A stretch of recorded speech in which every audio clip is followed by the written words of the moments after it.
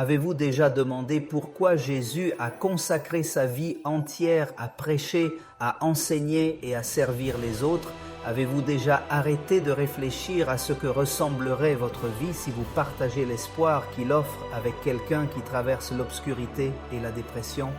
Si chaque mot, chaque geste était un reflet de la lumière du Christ, pouvez-vous imaginer l'impact que cela aurait sur votre vie? Aujourd'hui, nous allons réfléchir sur la façon dont le Christ a fait de l'espérance et du salut son principe de vie et, comme nous le faisons, a commencé à obéir et à devenir un véritable porteur de lumière dans notre société. Je voudrais vous raconter l'histoire d'Anna, une enseignante dans un petit village entouré de montagnes. Chaque matin, quand les enfants arrivent en classe, ils remarquent un garçon, toujours seul, la tête baissée, avec une expression triste qui semble cacher les problèmes d'un monde. C'est Père Lévite, personne ne semble s'intéresser à lui. Sa maison est pleine de discussions et de conflits et l'enfant a appris à s'isoler du monde. Un jour, ils décidèrent de s'approcher. Elle l'invita patiemment à s'asseoir à côté d'elle. Il commença à l'écouter et à s'interroger sur ses jours. Il lui enseigne lentement des mots encourageants et lui montre que quelqu'un se soucie vraiment de lui. Chaque geste d'amour, chaque mot d'encouragement est une graine d'espérance qui commence à changer son cœur. Quand nous réfléchissons à la façon dont nous devrions faire preuve de compassion et d'amour envers les autres, rappelons-nous les paroles de Jésus dans le Sermon de la montagne, où il nous enseigne que la miséricorde n'est pas seulement un choix, mais un chemin vers la bénédiction. Et que heureux sont les miséricordieux, car ils recevront la miséricorde. Matthieu chapitre 5, verset 7. Au fil du temps, l'enfant commence à sourire, à faire confiance aux autres et à participer joyeusement à la classe. Des années plus tard, en tant qu'adulte, il se souvient d'Anna avec gratitude, comprenant que cet amour reflète le cœur du Christ, qui cherche toujours le perdu et transforme la vie avec patience, amour et vérité, qui apporte l'espérance et l'amour aux autres comme principe de la vie. Chaque enseignement et chaque action se concentre sur la démonstration du royaume de Dieu et sur la conduite des gens vers une relation vivante avec le Père céleste. Le Christ nous a montré que sa lumière peut atteindre même les endroits les plus sombres et que chaque acte d'amour a un but éternel. Le prophète Ésaïe nous rappelle comment l'œuvre de Dieu éclaire les yeux de ceux qui ne croient pas. Ésaïe dit: « Tes yeux verront la gloire du roi » chapitre 52, verset 10. Dans le Sermon de la montagne, Jésus enseigne l'humilité, la miséricorde, le pardon, la pureté du cœur et l'amour du prochain. Chaque enseignement est plein d'espoir et de promesses et peut changer la vie en réconfortant ceux qui pleurent. Jésus nous rappelle que son message n'est pas seulement un enseignement, mais un véritable soulagement pour ceux qui souffrent. Heureux ceux qui pleurent, car ils recevront. Consolation, Matthieu chapitre 5, verset 4. Christ guérit les malades, réconforte les marginalisés, nourrit les affamés et parle à ceux que personne n'écoute. Chaque acte reflète l'amour du Père, montre la lumière de Dieu et attire les autres vers lui. Il se présente lui-même comme la lumière qui nous guide et nous emmène loin des ténèbres, dit-il. Je suis la lumière du monde, et celui qui me suit ne marchera pas dans les ténèbres, mais recevra la lumière de la vie. Jean chapitre 8, verset 12. Comment pouvons-nous accomplir cette mission dans notre vie quotidienne aujourd'hui? Tout d'abord, partagez la parole avec des mots et des exemples. Parlez aux autres de la façon dont Dieu peut changer votre vie et partagez ses promesses de paix, de réconfort et d'espérance. La Bible dit que, en tant que messagers du Christ, nous avons la responsabilité de parler et d'agir en son nom. La Bible nous rappelle aussi clairement cet appel. Ainsi, il dit que nous sommes des messagers du Christ, comme si Dieu priait à travers nous. Dans 2 Corinthiens chapitre 5 verset 20 comme deuxième, faisons des actes concrets d'amour, par exemple, aider, écouter, accompagner, réconforter, nourrir et servir ceux qui en ont besoin. Rappelez-vous que les actes parlent plus fort que les mots. Troisièmement, lire et étudier la Bible tous les jours. Oui, vous pénétrez dans la Bible tous les jours pour guider les autres avec sagesse et amour, avec ce que vous avez reçu de la parole de Dieu. Comme quatrième point, priez constamment et demandez à Dieu de vous donner l'opportunité d'être de la lumière, de réconforter et de guider les autres vers Christ. Et Dieu vous donnera cette opportunité. Cinquièmement, transformez les conflits en opportunités. Utilisez la patience, le pardon et la miséricorde pour refléter la lumière du Christ comme sixième chiffre. Faites de votre maison un centre de lumière. Par exemple, invitez vos voisins, amis ou collègues à venir chez vous pour étudier la Bible, prier pour leurs besoins et partager le témoignage de la vie. Mettez en place de telles réunions dans votre maison et faites de votre maison un endroit où les autres peuvent expérimenter la lumière de Dieu. Par exemple, rencontrez-vous une fois par semaine chez vous le 7. Courage et persévérance, même si les autres ne répondent pas immédiatement. Soyez fermes et croyez en chaque graine que vous plantez. Est-ce qu'il portera ses fruits selon le temps de Dieu ? Ne désespérez pas, donnez du temps à Dieu. Il dit que la parole de Dieu nous donne des instructions claires et, dans sa présence constante, nous permet d'accomplir notre mission en toute sécurité et en toute sécurité. Ainsi, dans Matthieu 28, versets 19 et 20, Thomas écrit pour faire des disciples de toutes les nations. Un jeune homme d'affaires écrasé par la pression et la solitude. Un ami lui a parlé de l'amour de Dieu et des promesses bibliques. Thomas a décidé d'ouvrir son cœur et d'étudier la Bible tous les jours. Bientôt, il a commencé à partager la Bible avec ses collègues et les a invités chez lui à des réunions hebdomadaires de prière et d'études, car il avait lui-même trouvé des bénédictions dans la Bible, où ils peuvent parler de leurs problèmes. Et connaître l'espérance que Christ offre, peu à peu, la vie de son bureau a changé les relations tendues, retrouvé le calme, remplacé le stress et la lumière de Dieu a commencé à briller parmi ses collègues. Certains ont même commencé à assister régulièrement à des réunions chez eux, tandis que d'autres ont partagé leurs expériences avec leur famille, créant ainsi un cercle de lumière et de transformation. Comme Ésaïe nous le rappelle, ceux qui apportent la bonne nouvelle apportent de la joie et de la bonne paix. Ce passage d'Ésaïe nous montre combien les pieds de ceux qui apportent la bonne nouvelle sont beaux sur la montagne.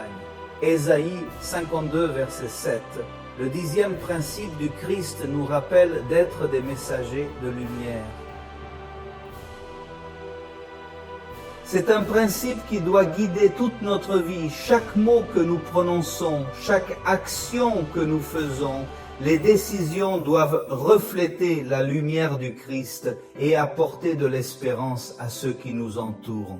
L'Esprit Saint est avec nous, nous fortifiant et nous permettant d'accomplir notre mission de témoignage de Dieu partout.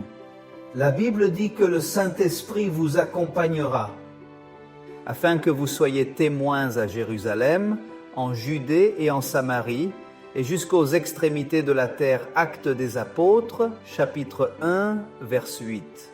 Dans cette série, nous découvrons que la vie de Jésus n'est pas seulement un exemple parfait, mais aussi un chemin sûr, plein de buts et d'espoir. Nous avons vu les 10 principes qui vous guident à chaque étape de votre vie.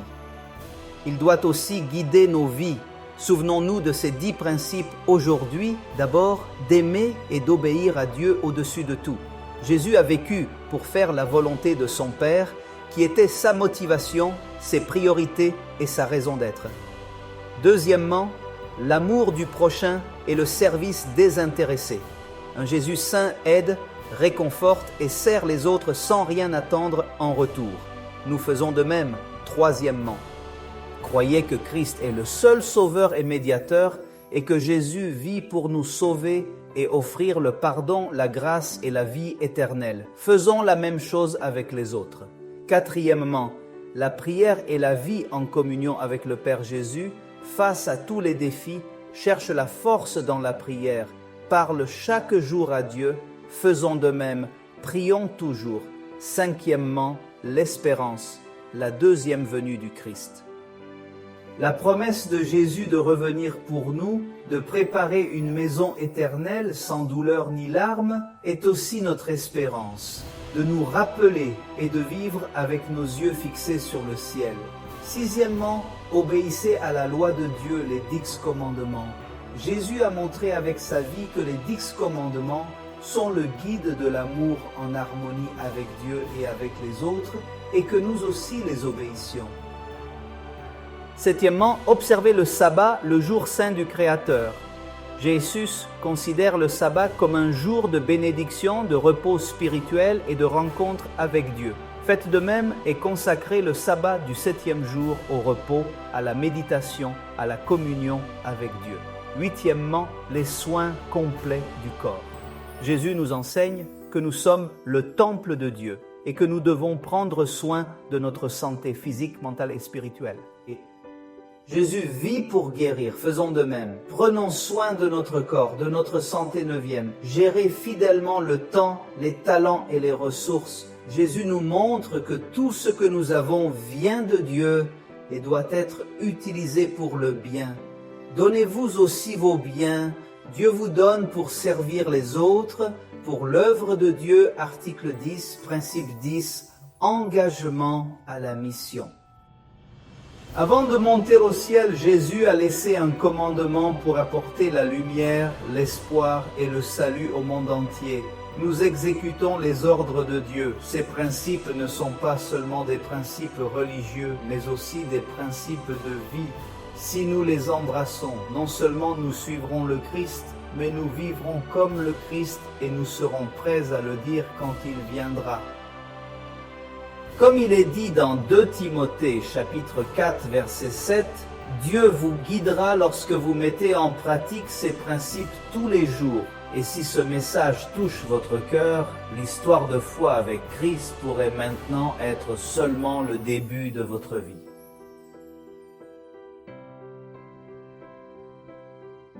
Voulez-vous aussi consacrer votre vie aux messagers de la lumière ? Je vous invite à ouvrir votre cœur en ce moment et à m'accompagner dans la prière. Peu importe votre passé ou les difficultés que vous avez traversées, aujourd'hui vous pouvez répondre à l'appel de Dieu et commencer à refléter sa lumière dans votre vie et dans votre maison. Prions ensemble notre Père qui est dans les cieux. Seigneur, merci beaucoup de vivre dans ce monde et de donner. C'est un exemple de la façon de vivre avec de nobles principes. Seigneur, pardonne-nous et pardonne-nous à nos auditeurs. Oui, nous vivons d'une manière égoïste, centrée sur nous, sans penser à combien de bénédictions il y a dans un mot, un acte de service, une attention. Combien d'avantages y a-t-il de partager les bénédictions du ciel avec d'autres? Seigneur, fais-nous des centres de lumière. Seigneur, aide-nous à créer de l'espérance pour ceux qui nous entourent. Seigneur, aide-nous à faire des instruments de bénédiction. Seigneur, fais une lampe qui montre le chemin qui nous conduit vers la paix, la bénédiction qui nous conduit vers toi. Seigneur, chaque écouteur est également utilisé. Bénédiction pour les autres. Nous voulons vivre avec intention, comme Jésus vous a confié notre vie, et nous le demandons au nom de Jésus. Amen. Si aujourd'hui votre cœur est aussi prêt à recevoir la direction de Dieu, et que vous souhaitez aussi en apprendre davantage sur la parole de Dieu et approfondir les principes du Christ. Ne manquez pas l'occasion de vous inscrire à un cours biblique gratuit sur notre site www.labibliatieneraison.org si vous souhaitez que davantage de gens puissent aussi avoir de l'espérance à travers la parole de Dieu. Vous pouvez également participer à cette mission en les soutenant en faisant des contributions volontaires. Vous pouvez le faire en suivant les liens mentionnés ci-dessous de cette page à l'écran, ou aussi sur les sites déjà mentionnés www.labibliatienerazon.org. Nous sommes heureux de vous joindre à nous dans cette série et que Dieu vous bénisse abondamment jusqu'à la prochaine occasion.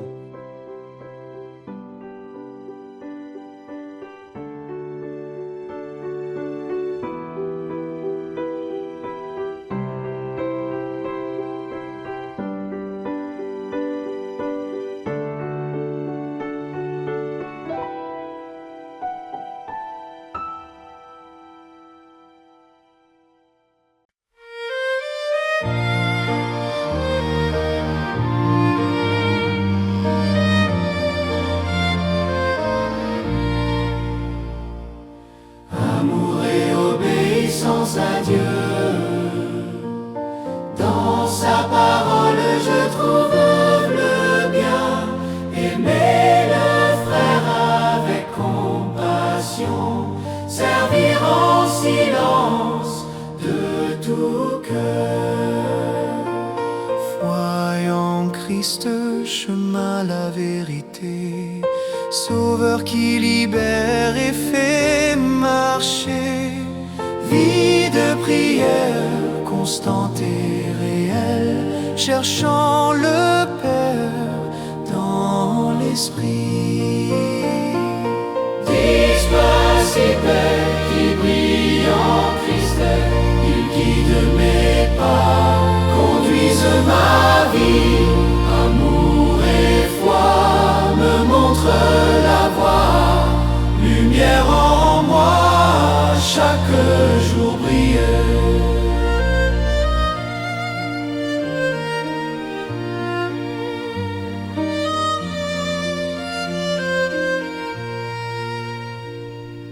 Espérance vivant son retour, Christ reviendra dans saint éclat.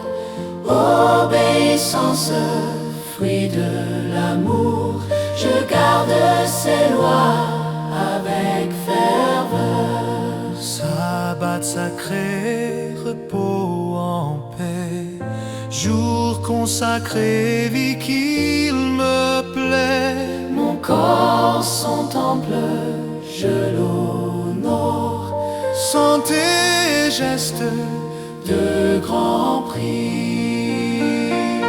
10 principes qui brillent en Christ, ils guident mes pas, conduisent ma vie. Amour et foi me montrent la voie, lumière en moi, chaque jour brille.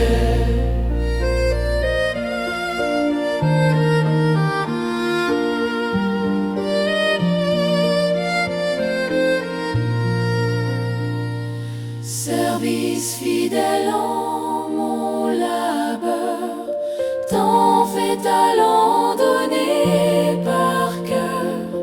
Engagement fort, action sans fin, j'apporte son message au loin.